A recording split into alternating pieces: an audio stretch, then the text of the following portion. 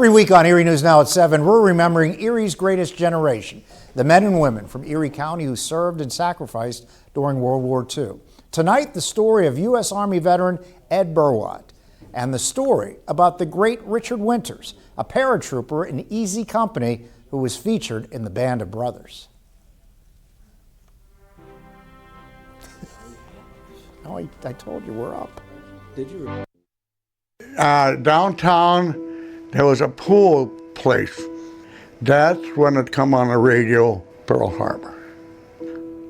I joined the service with my buddy. We went in the Army, 1942 May.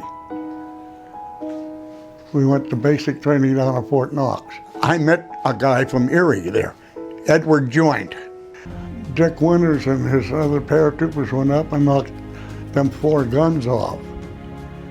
And they killed 50 Krauts, 13 paratroopers. They knocked all them big guns off that had been shooting down on the 4th Division. When they come in, they'd have slaughtered them more than they did. But he got a DSC for that. Mr. Winters did. He was quite a soldier. And we got up in the morning and we had little maps they gave us.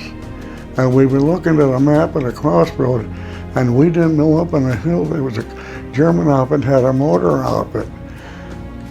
And that mortar shell hit about 6 feet in front of us. And Eddie Joint was with me always, this kid from Erie. He got covered and he laid down on me, and I didn't know if he was alive or if I was hurt or what. And finally he looked up and he said, "You hurt?" No, he says, "Let's get out of here." So we got up and run and we went over there, and there was a building over there, and there was a bunch of troopers there. They had a bunch of paratroopers wounded there, and they were watching the crossroad.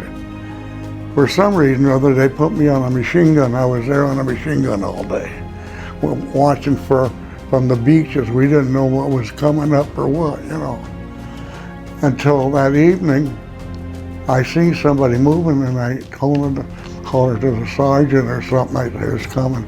So he come down and looked. It was a guy from the division coming up from the beaches, American.